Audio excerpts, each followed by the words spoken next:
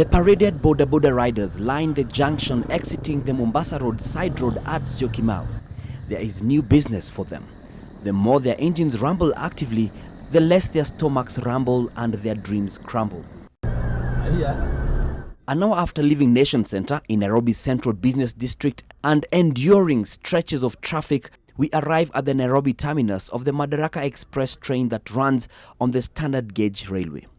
The parking lot is yet to be operationalized for safe ticketed parking. This, Kenya Railways says, will be done in 2 months as it is still sourcing service providers. And we're here. Does the journey continue? Many tales have been told about the train and its operations, with a lot of information still being scanty. It's 8:33 a.m. and we are to be at the station at 8:30 a.m., meaning that we have to rush and get our tickets because, like time, tide and a running stomach, the train waits for no man. Tickets cost 700 shillings for economy class and 3,000 shillings for first class. Booking ends at 10 minutes to departure time, in this case 8:50 a.m. If you miss the train because you are late, it's total loss to you. Yeah, if you change your travel plans, so long as 2 hours before departure you are able to communicate to the operator, then that ticket is deferred to the next time that you wish to travel. And we'll be able to refund your money.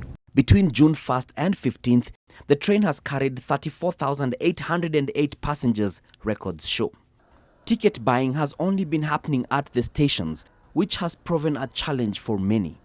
As of 8th June, buying tickets using M-Pesa was announced to have gone live. However, it is not operational. Further, from Monday 12th of June, buying tickets online was to be rolled out, but this is yet to be done. So you have to physically go to either of the stations or call hotline numbers the corporation has provided.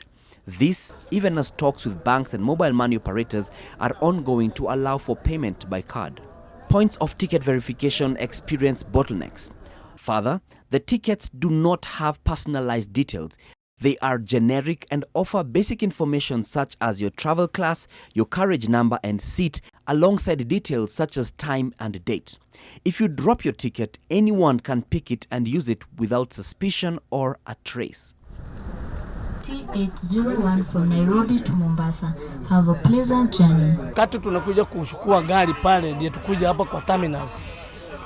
Tugeonelea kama mugeweka matatu ambaye iko signed, alafu yekwe sticker inaoneshana ni ya kuja terminus. Unapata kama pale stage hakuna flyover tu kupitia, unapitia barabarani ambapo ni line 3. Yeah, a bit dangerous. Being aware of the situation, Kenya Railways says it is working with various agencies to allow for alternatives, including the already operational train to railway station and construction of interchanges and pedestrian allowances when Mombasa Road is being upgraded. We have plans to construct an airport line from Jomo Kenyatta International Airport, coming through the Nairobi terminus and then come into the city. We intend to upgrade in the course of the next 2 years. The economy class largely has an atmosphere of excitement laced with anticipation and garnished with gratification. Now I'm seeing 4.5 hours. I can't believe it. I can't. So I'll be on this train, God willing, for the rest of my life. Well, it's very affordable, one. And then again, the distance. I mean, I don't have to use 12 hours to get to Go Straight now. If I had a chance, even all the street children would feel what it feels like to be in this train. It's amazing. Buses plying the Nairobi-Mombasa route charge between 1,000 and 1,400 shillings for a normal seat and 1,600 to 2,500 shillings for first class or VIP. Mi sitapanda bus tena. Hii ndio itakuwa life member ya hii train. Basi naona haitanipata. Hata kama watapunguza nauli, nafikiri siwezi rudi huko. Ule muda ambao unatumia hapa ni muda mfupi sana.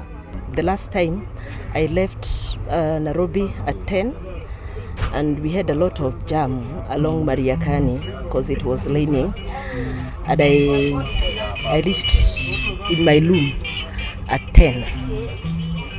So it was such a bad experience. For those on board, the preference for the train has been made more realistic by the evidence of it moving faster than buses on the roads, which even if were going above their speed limit and kept up with the 110 to 120 kilometers per hour we were moving at, they will run into traffic, a police block or bumps.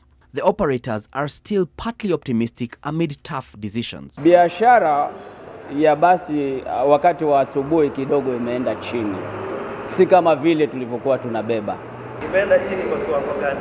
Kusema kweli, gari za asubuhi watu wabeba watu 40, 42, lakini sasa hivi unaona kwamba zimerudi chini mpaka 25, mara nyingine 30. Local airlines operating flights on the Nairobi-Mombasa route ordinarily charge between 9,000 and 31,000 shillings for a return ticket. Jambo Jet CEO William Hondius says excitement over the SGR had not affected the low-cost airlines, adding the segment was not as price-sensitive as road transport.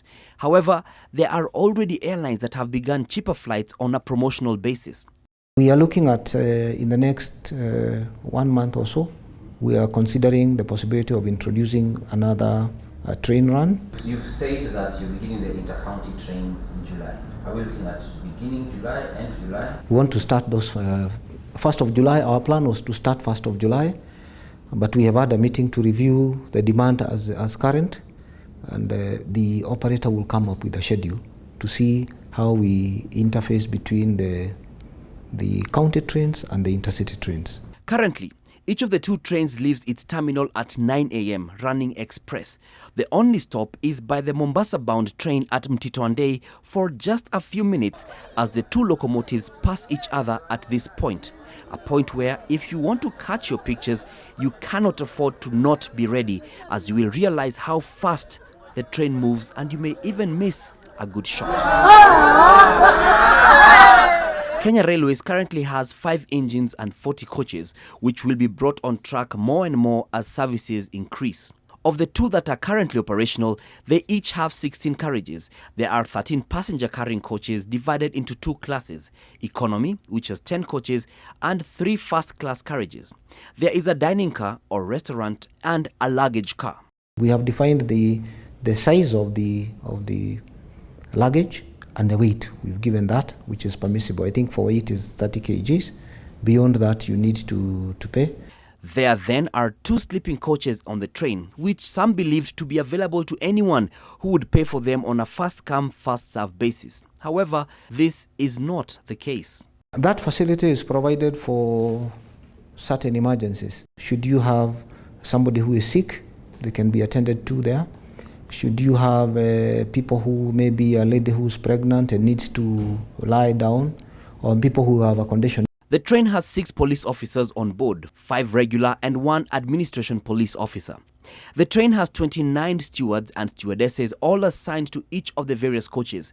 On this project, there are almost 200 expatriate Chinese and 300 locals trained at the Railway Training Institute.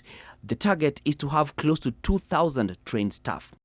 The train has a maximum operating speed of 120 kilometers per hour. Even when it hits this maximum speed, unlike some cars on our roads, you can't feel it. Then passengers get to savor Kenya's scenic landscape, as well as enjoy a game ride as they get to the Tsavo National Park. You're likely to see elephants, zebras, dik-diks, and a bit further off, you may see the towering giraffes. And we get to appreciate more tales on the train, which has attracted people from not just Nairobi, but also further off in the country, birthing hope for their home areas as well. Na mimi naomba serikali hii ya Uhuru, kabla maneno ijakuwa mbaya, apeleke hii pia iende Migingo. Migingo is a very famous island. Kutoka Migingo mpaka Nairobi umelipa pesa ngapi? Nililipa shilingi 1,200. Masaa ngapi?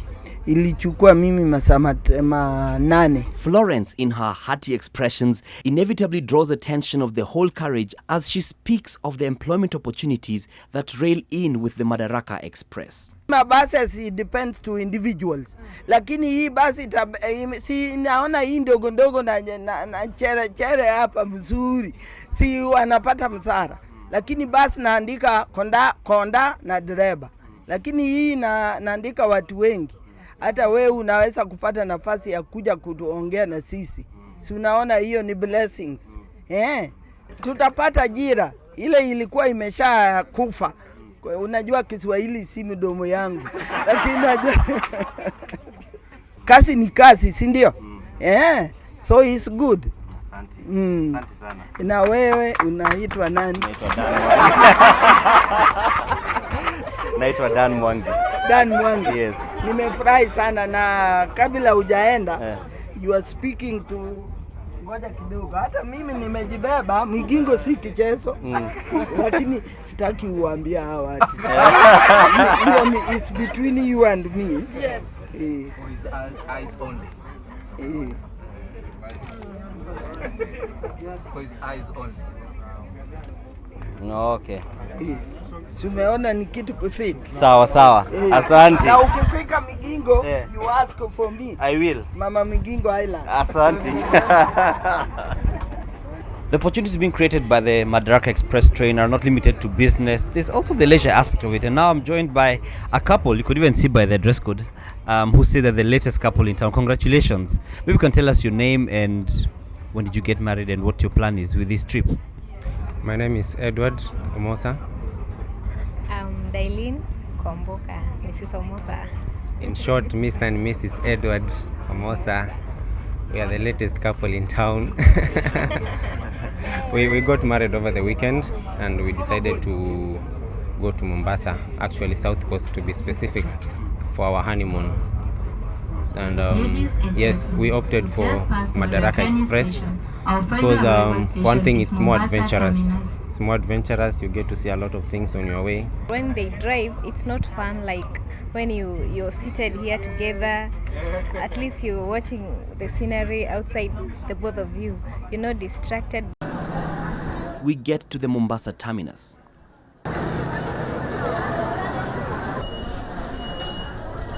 Keeping the children calm for that long, I thought maybe they would have some quite of facilities like a play area where children could walk around or they could do some games and will not really sit with adults in that manner. The central business district is 17 kilometers away. About an hour since we got off the train, and the crowd here, the over 1,000 people who are traveling on the same, are yet to clear out as they try and figure out the logistics transport-wise to get to the Mombasa Central Business District. Now, immediately we got here, a number of people got onto the buses that were here and they got finished. Then some have gotten onto taxis, they've carpooled in the taxis. Some have taken tuk-tuks and others boda-bodas. We saw some walking, hoping to get other transport outside these premises. Good morning from Mombasa. It's time to head back to Nairobi. As we near the station, having navigated traffic, we get to the road that is under construction. This is one key down point in the connection arrangement for travelers. The mounds of earth and earth-moving machine inevitably team up to slow down traffic and in some cases have caused people to be left by the train. If and when it rains, it pours and muddies and dirties and inconveniences. The murky, muddy road is juxtaposed to the clean, neat terminus that majestically stands in the way of your view of the horizon. Hii reli ina gharama yake na uzuri wake pia uko hapa. And boda-boda operators already have some disquiet rising above the rumbles of their noisy engines. Kwanza tuliona ni kama hot cake kufanya hii kazi, lakini sasa imekuwa ngumu sana. Tufanywa kama sisi ni wanyama hapo. Kuna mwisho tumewekewa na hutaki kusimama hata dakika moja. Tumewekewa askari. Ukisimama dakika moja amekuja na kirungu na kupiga. Na tungeomba kama tuweza saidika tupate nafasi pale pale karibu na zile stage ya bus tuweze kupark. Na tuwekewa pia security sababu wengi wao watakuja hapa, wengine hata hatuwezi kuwachua. That is something we have to do working with the county government of Mombasa. This is outside our station. It is within the city area, which is regulated by the city county. As you check in and wade through the growing sea of travelers at the bottleneck ticket verification point, you are welcomed to the other side by a 7 or so foot monument of Zheng He, who was a, quote, historic Chinese diplomat who visited Kenya.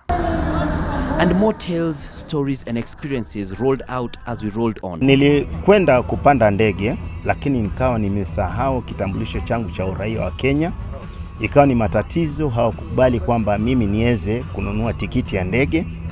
Sasa nikaamua nije kwa SGR, na nilipokuja kwa SGR walikuwa wakarimu sana.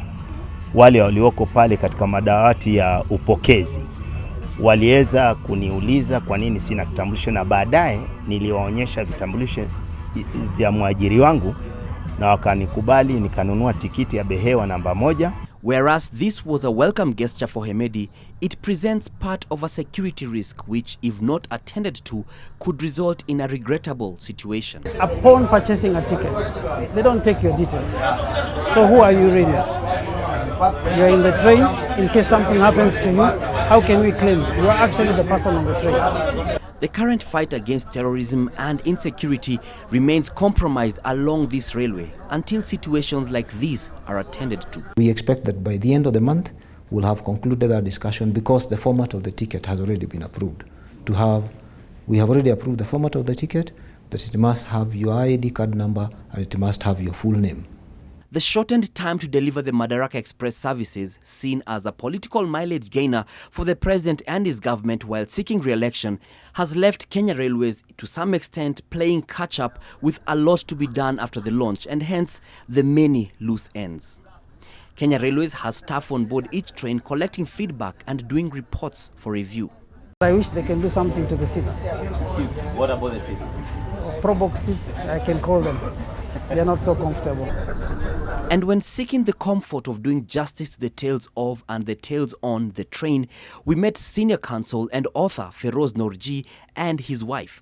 Their enthusiasm, graciously contained in their demeanor and cushioned in their first-class seats, gives a throwback train of thought to our journaling.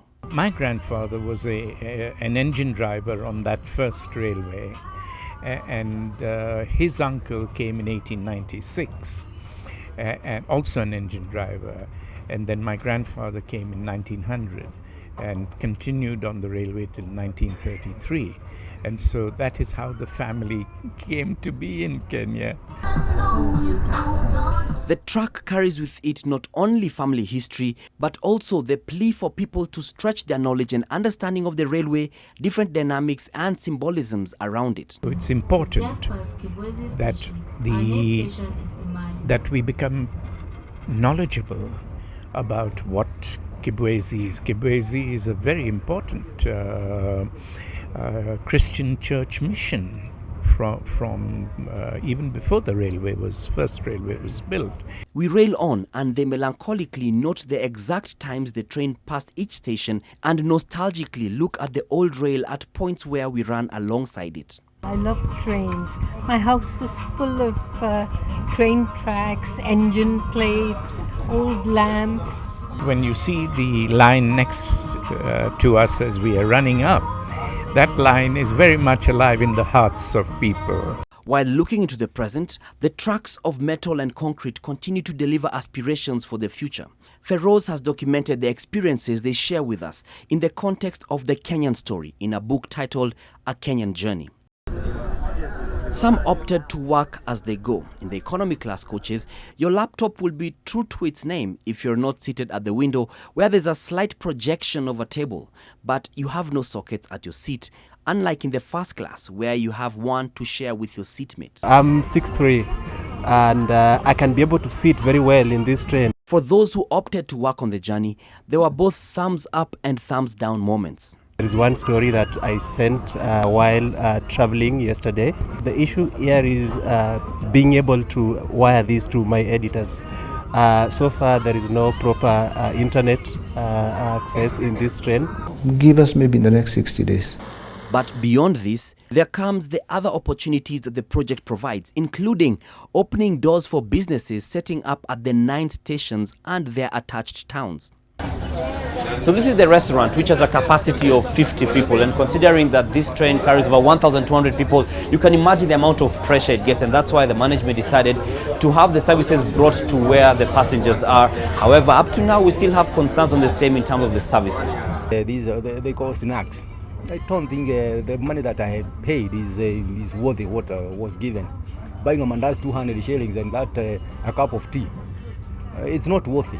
Nimeona kwa siku ya leo kwamba kuna upungufu kidogo ya vitamtamu, vitingisha mashavu, yani snacks kwa ujumla. People are coming through carrying what they need to consume when they are in the train. We would want to discourage that. So we have to look at the possibility of providing an affordable service provider, say by August, September. With alcohol being allowed and sold on board, it is inevitable to have unintended nuisance or entertainment. Happy birthday to you! Chelsea! One of the proposals on the table is actually to ban alcohol from the train. The Madaraka Express experience serves you with ample portions of Chinese culture, which has left some discontentment among some Kenyans, but this has been brought to KRC's attention. Not all is lost on culture though, as each of the 9 stations along the way are symbolically designed to mirror the culture of the place. 4 hours and 38 minutes later, it is the end of our journey on the train, having understood the tales of its operations and appreciating the poetry within the train of tales. Dann Mwangi, NTV.